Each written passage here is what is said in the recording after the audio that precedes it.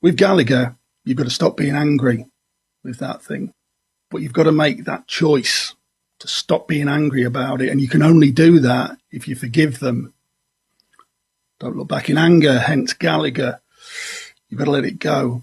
You can see what I could have almost called this section there, but I couldn't bring myself to do it. Gallagher's the one for me. Let this stuff go. Forgive them. Realise that they possibly never had a choice, or that even if they did have a choice, for instance, they're just a bad person and they enjoy it, and he certainly enjoyed it at times. You can't keep using that to excuse your behaviour. I've been hurt before, all of that kind of thing. Remember that? It's no excuse. Nobody else should be responsible for holding your baggage. It's yours.